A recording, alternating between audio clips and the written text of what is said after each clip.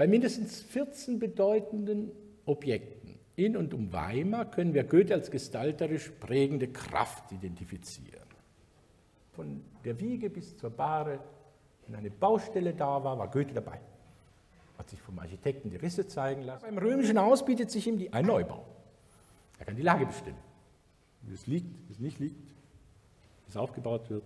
Wir haben von ihm im Aufsatz von 1795 über die verschiedenen Zweige der hiesigen Tätigkeit folgenden Bericht. Das Gartenhaus Durchlaucht des Herzogs kann man das erste Gebäude nennen, das in dem reineren Sinne der Architektur aufgeführt wird. Und es würde belehrend sein, sowohl über die Risse als über die Ausführung Betrachtungen anzustellen. Wohlgemerkt, das ist ein Auftrag, dass wir darüber forschen sollen. Besonders aber sollten auch die mechanischen Hilfsmittel, deren man sich bei diesen Bauen bedient, dem Allgemeinen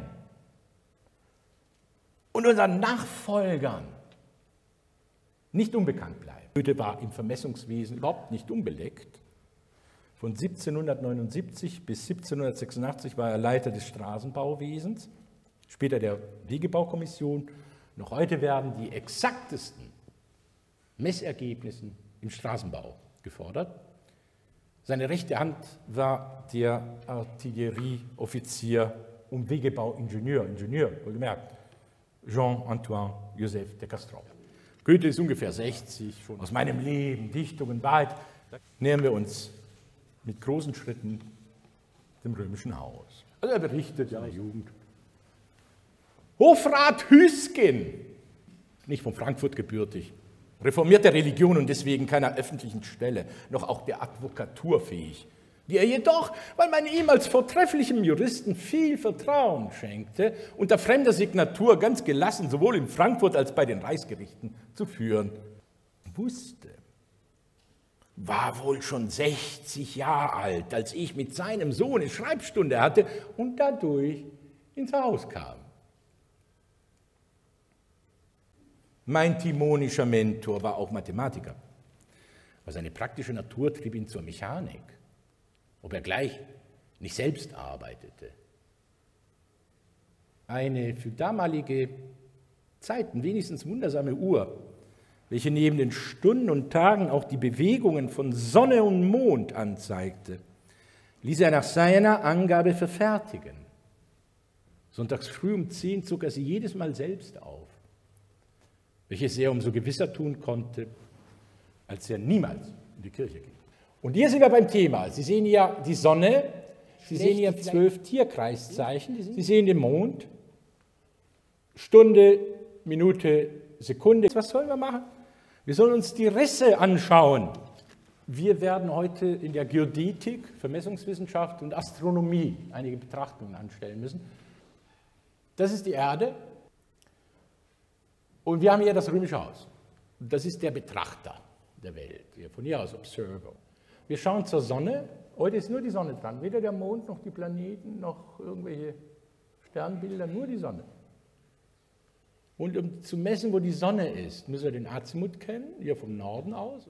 2011 haben wir die Gebäudeachse vermessen. Die Achse des Römischen Hauses ist ein Azimut und der ist bei 78 Grad. Wenn man hier diese Achse hat, wissen Sie, wo Sie sind? Im Universum. Aber vor allem, das ist für uns wichtig, die Achse zur Sonne. Hier geht es bei der Sommersonnenwende, hier ist es bei der Wintersonnenwende, beim Sonnenaufgangspunkt. Und das ist die Höhe der Sonne. Goethe baut das Römische Haus unmittelbar nach seiner Italienreise. Da hat er sich wiedergefunden und er hat vor allem Architektur studiert, bei vollem Gehalt. Warum? Weil hier das neue Schloss aufgebaut werden sollte. Und dann heißt es immer, der Vitruv, der hat wieder Vitruv entdeckt. Der hat in seinen 10 Büchern über die Architektur gewissermaßen ein Feuerwerk des Wissens entfaltet, um Baumeister zu werden. Wie die ganz Großen in Rom. Wunderbar, was sagt Vitruv im 9. Buch? Das ist ein Analemma der Sonnenuhr. 200 Jahre vor Christus. Wunderbar ausgerechnet, wie man die baut. Im 9. Buch sind die 12 Tierkreiszeichen ganz wichtig für Vitruv, der übrigens die höchsten Maßstäbe an Bauingenieure und Architekten gefordert hat, die es noch heute gibt. Musik sollten sie noch beherrschen, dies und jenes. Aber vor allem den Stand der Sonne. Das müssen wir beherrschen. Nach Vitruv. Schaut euch die Risse an. Ja, gerne, wir schauen uns die Risse an. Das ist die Cella. Das römische Haus ist nach Vitruv gebaut. Die Cella entspricht den 3/5, die Vitruv gefördert hat, um den Raum für den Empfang der Gottheit auszugestalten. Aber man muss natürlich hier auch an Mephistopheles denken. Stellen Sie sich mal vor, Michelangelo würde hier stehen. Schaut euch die Risse an. Sagt, ist das jetzt die Kuppel im Petersdom? Das ist eine kleine Gartenlaube. Dass die 8 Jahre dran gebaut haben, war dem Krieg geschuldet. Sehen Sie hier die Peterskuppel? Ich nicht. Also Michelangelo würde wahrscheinlich in heiterem Lachen verfallen. Aber der sagt noch einen Satz. Und dann schließen wir zu Hüsken.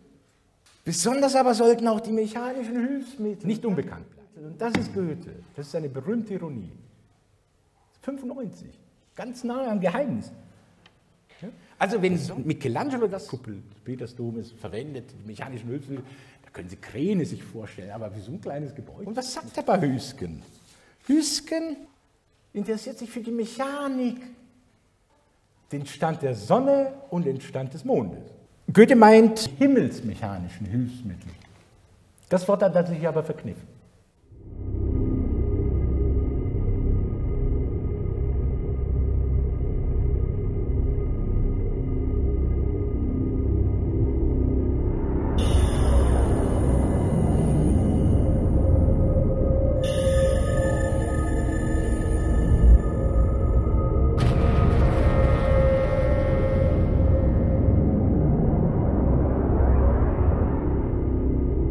Ein wunderbares Spiel mit den Fenstern und mit der Fassade durch das Licht, das senkrecht auftrifft. Das hat was mit antiker Baukunst zu tun, bei Sakralbauten, bei Tempeln. Das war in der Antike absolut normale Beobachtungsgabe. Das ist eine Wissenschaft, die bringt immer auch hervorragende Ergebnisse. Ich habe eine Doktorarbeit mitgebracht. Tausende von Kirchen hat dieser junge Bauingenieur untersucht auf ihre Ostung. Es war im Mittelalter, im frühen Mittelalter und so weiter selbstverständlich, dass man Sakralbauten ostet. Und wie ostet man? Sie haben 365 Tage, Sonnenaufgänge. Es kommt alles vor. Nehmen Sie den Menschen als Maß, da können Sie eine Ostung machen. Stehen Sie in der Tür, machen Sie eine Ostung an Ihrem Maß.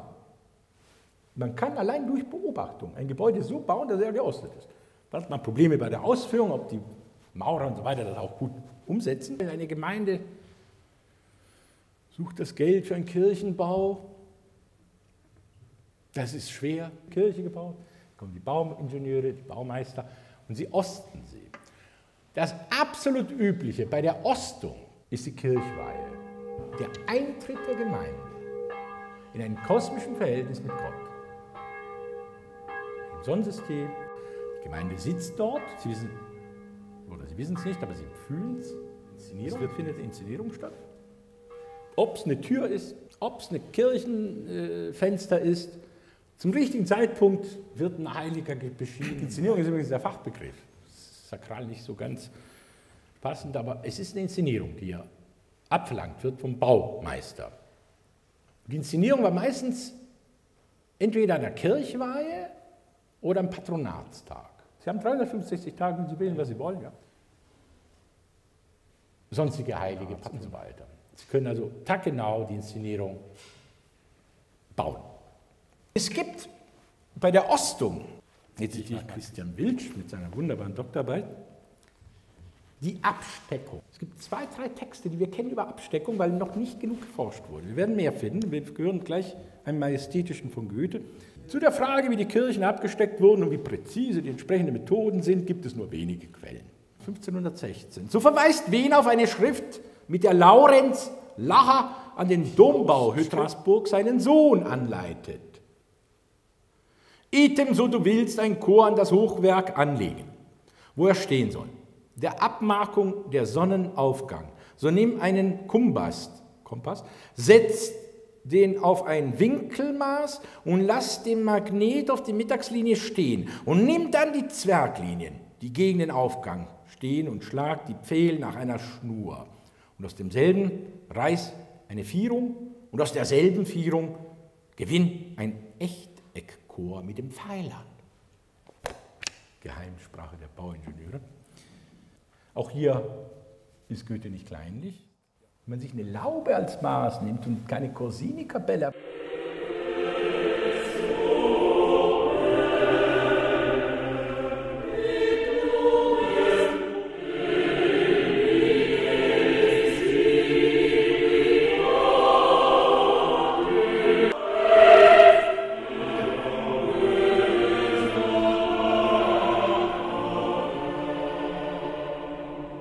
In den Wandverwandtschaften ist der Hauptmann ein Vermessungsingenieur. Dann werden topografische Karten hergestellt. Und hierzu werden trigonometrische Messungen gemacht auf dem höchsten Stand der Zeit. Goethe macht in den Waldverwandtschaften eine Nebenhandlung auf bei der Grundsteinlegung. Man hatte nämlich, um mit dem Bau Goethe-Waldverwandtschaften vorwärts zu kommen, bereits an der entgegengesetzten Ecke den Grund völlig herausgeschlagen, ja schon angefangen, die Mauern aufzuführen und zu dem Endzweck das Gerüst erbaut, so hoch, als es überhaupt möglich war. Und der muss beim Römischen auch nicht hochfahren. Wir sprechen ja von 2 Stockwerken. Das ist die Grundsteinlegung. Und wenn wir es mit den Daten des Römischen Hauses vergleichen, die Fundamentarbeiten setzen im Sommer 1791 ein, der Grundstein wird am 28. März 1792 gelegt. Das heißt, eine riesenlange Zeit, wo ein Gerüst da steht. Gäste stiegen hinauf, sich umsehen und konnten die schöne Aussicht nach allen Seiten nicht genügsam rühmen. Denn was entdeckt er nicht alles? Der auf einem hohen Punkte nur um ein Geschoss höher steht. Das ist hier der Zeitpunkt, wo alles passiert. Das ist jetzt die Zeit, wo die gleiche Achse ist. Ja? Sind die Sekunden, ja, des Überganges. Wir haben es hier mit einer Ostung zu tun. Eine Ostung.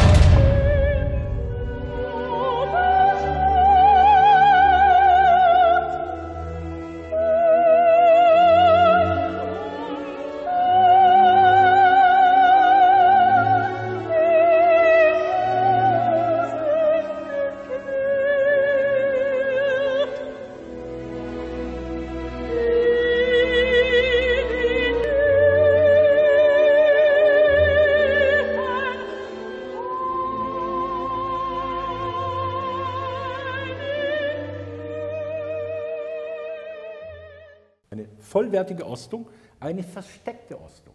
Jetzt gehen wir mal zur Gottheit. Wenn Sie reinkommen, sehen Sie einen Riesenspiegel, überdimensional. Bis 1805 war hier ein geflügelter Genius, Genius des Sieges.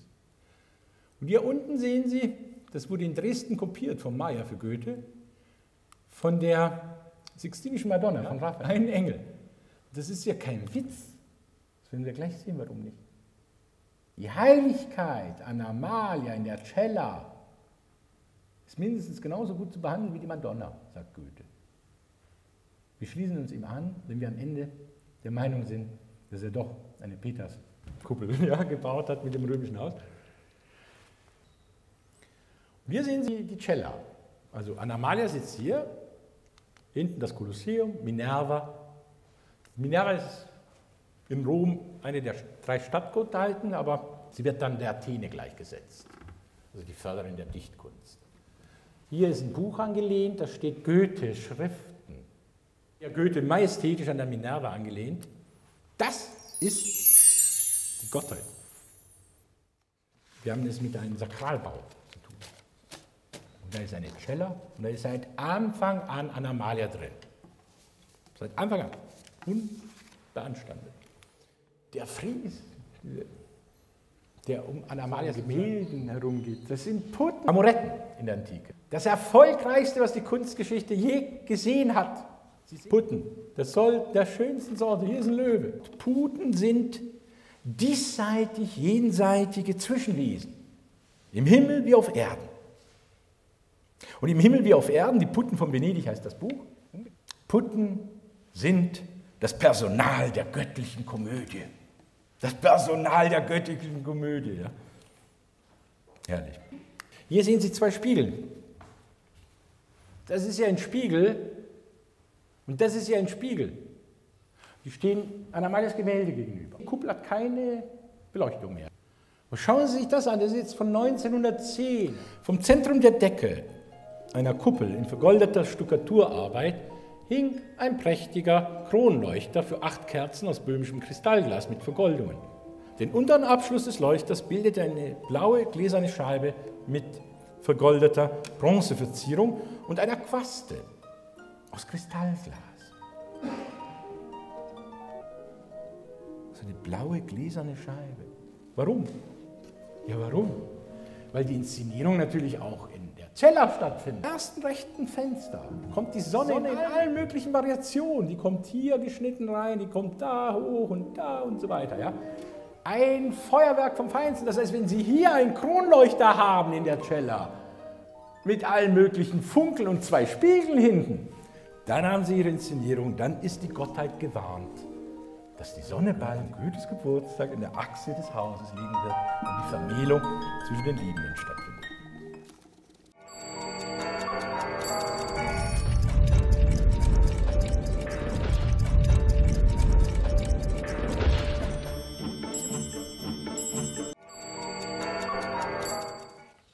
Papst Benedikt XVI. Dieser hochgelehrte Papst, nämlich die Zelebrationsrichtung Ostung und Kreuz gepredigt. In Deutschland ist man wach geworden. Wir haben ein Konzil im 2. Jahrhundert, wo die Ostung festgesetzt wird. Das heißt, die Übernahme des Wissens der Antike, die christliche Kirche. Papst Benedikt XVI., untrüglich und scharf philosophisch, wie wir ihn kennen. Eine Wiederentdeckung der Ostung scheint mir für die Wiedergewinnung einer Frömmigkeit wünschenswert, die auch die Dimension der Schöpfung in sich aufnimmt. In der Überlieferung waren Osten und Kreuzbild, also kosmische und heilsgeschichtliche Orientierung der Frömmigkeit, verschmolzen. Im Kreuzbild wiederum war nach einer vielleicht zunächst rein eschatologischen Sinngebung Gedächtnis des Leidens, Auferstehungsglaube, Parusierhoffnung, also die ganze Spannung des christlichen Zeitbegriffs ausgedrückt, durch die die Zeit der Gestirne umgewandelt ist in die Zeit des Menschen und in die Zeit Gottes. In Zeit, die Gott nicht ist, aber die er für uns hat. Der Hinblick zum Kreuz fasst so in mancher Weise auch die Theologie der Ikone in sich zusammen, die eine Theologie der Menschwerdung, der Verklärung ist gegenüber der Bildlosigkeit des Alten Testaments und des Islams, markiert sie das Neue im Gottesbild, das durch die Menschwerdung des Sohnes geschehen ist. Gott begegnet den Sinnen. Er ist im Menschen, der sein Sohn ist, abbildbar. Sie werden sagen, 1791. Da war er noch jung. Ist die Ostung sein großes Geheimnis? Ist da Anna-Amalia versteckt? Und was hat er die letzten 40 Jahre gemacht? Hat er sich damit beschäftigt? Hat der alte Goethe das nochmal aufgearbeitet? Ja, das hat er. Wer erinnert sich noch im 2. Teil, 1. Akt, an den Rittersaal? Goethe war nun wirklich seit der Jugend ja an Theater interessiert. Aber er war jetzt auch noch Intendant. 25 Jahren kein Stand, keine Herkunft, gar nichts. Da begehrt ein Faust die Tochter Zeus. Mein Gott, was für ein Frevel. Der kriegt ja auch noch. Goethe kriegt Magie und Dichtung. Bei Goethes Magie überlegenes Wissen. Ich weiß es, du weißt es nicht. Lerne, dann weißt du es vielleicht auch. Ja, das ist die Botschaft. Der Rittersaal ist das Römische Haus. 1:1. Und ich sage Ihnen, wenn so ein Intendant in einer Szene mit einem Schlüssel fuchtelt,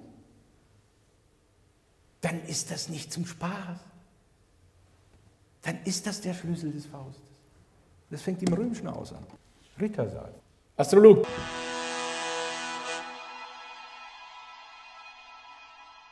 Beginne gleich das Drama seinen Lauf, der Herr befiehlt. Ihr Wände, tut euch auf!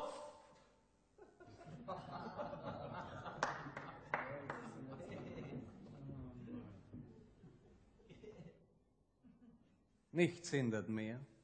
Hier ist Magie zur Hand.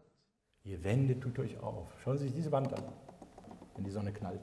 Die Teppiche schwinden wie gerollt vom Brand. Die Mauer spaltet sich, sie kehrt sich um.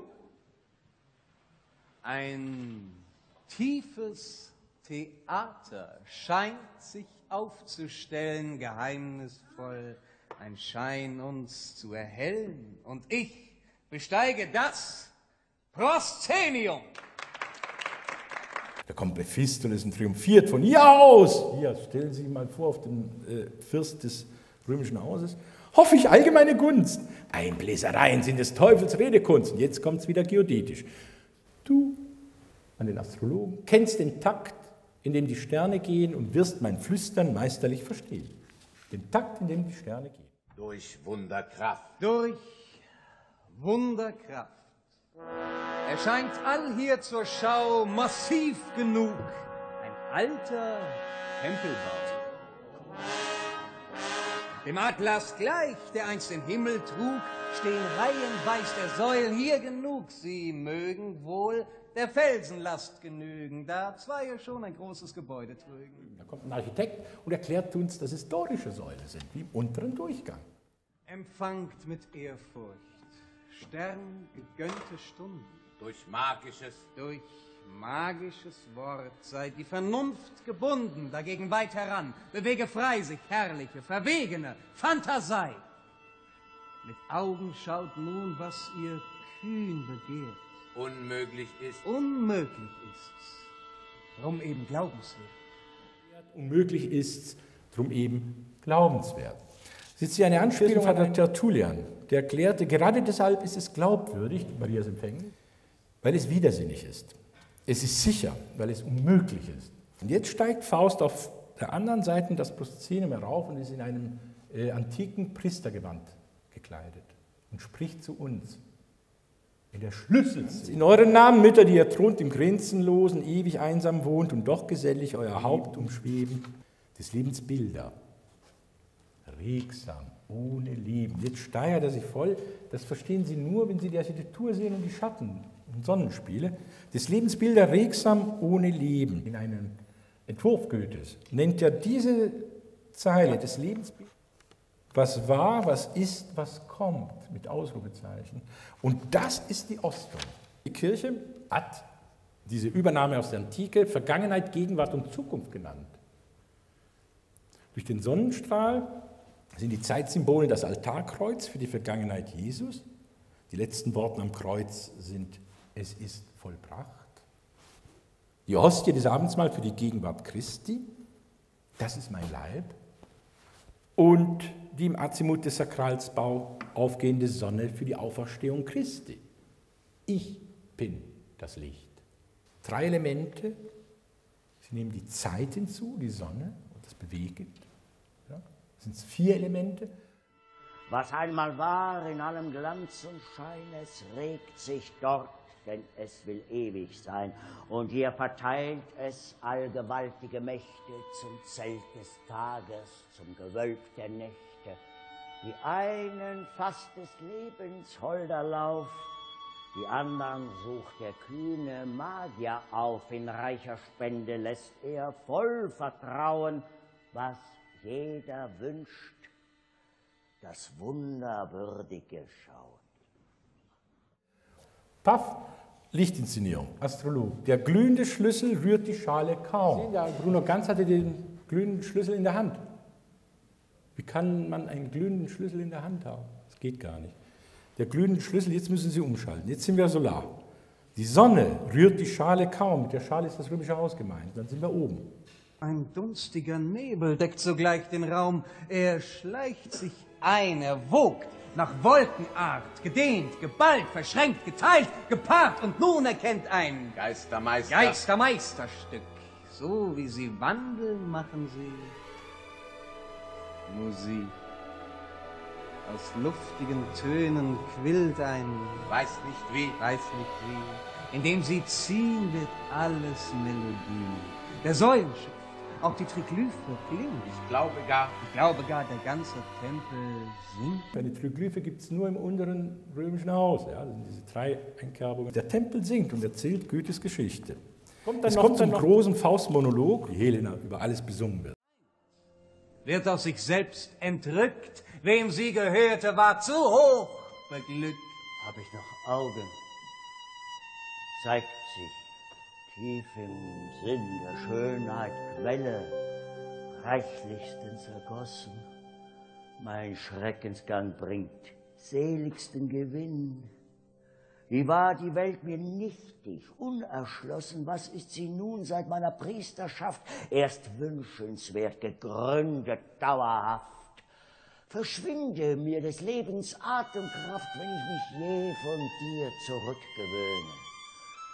Die Wohlgestalt, die mich voreinst entzückte, in Zauberspiegelung beglückte, ist nur ein Schaumbild solcher Schöne. Du bist es, der ich die Regung aller Kraft, den Inbegriff der Leidenschaft, Gier, Neigung, Liebe, Wahnsinn, Zolle. Für uns wichtig, die Wohlgestalt, die mich voreinst entzückte, in Zauberspiegelung beglückte, das ist einhellig in der Faustforschung ein Hinweis auf den ersten Teil, auf die Szene in der Hexenküche. Was sehe ich? Welch ein himmlisches Bild zeigt sich in diesem Zauberspiel. Oh, Liebe, leihe mir den schnellsten deiner Flügel und führe mich in ihr Gefilde.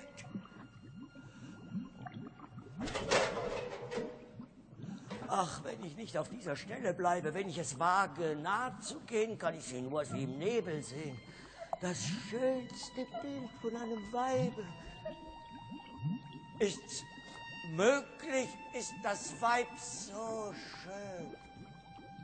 Muss ich an diesem hingestreckten Leibe den Inbegriff von allen Himmeln sehen? So etwas findet sich auf Erden. Goethe macht keine sinnlose Verweise. Warum macht er hier einen Verweis? Beim Anblick im Spiegel der Helena. Wo Helena gerade erschienen ist, im Rittersaal. Goethe ist ein Ritter, ein Glücksritter. Er muss an Amalia, die Tochter Zeus, für sich gewinnen. Das Entscheidende, was Goethe uns überliefert hat, ist diese Zeichnung. Es gibt von Goethe wenig Zeichnungen zum Faust, das ist eine Inszenierung. Also das heißt, die Szene wird hier vom Faust vorgegeben und das in der Hexenküche.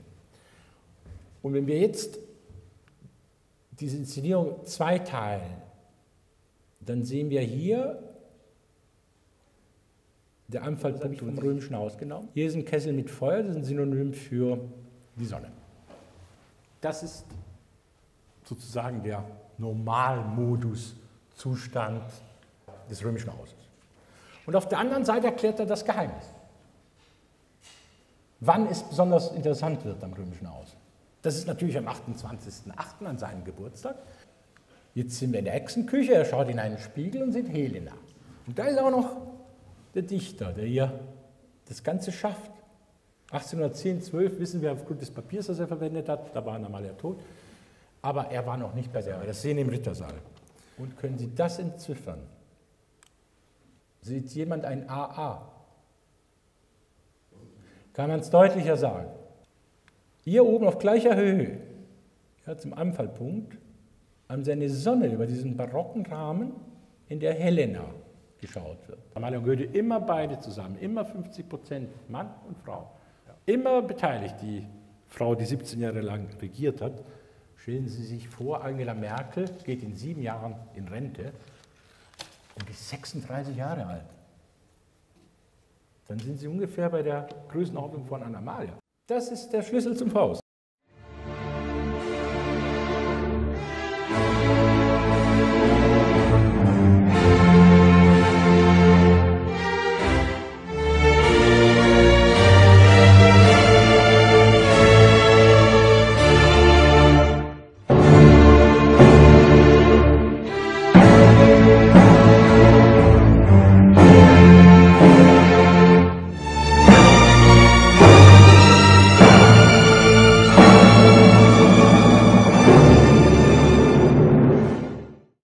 Szene im Rittersaal geschrieben. Seinem 80. Geburtstag. Die Szene im Rittersaal am 28.08.1829 wurde 80, hat er sich geschenkt. Und nun erkennt ein Geistermeister. Geistermeisterstück.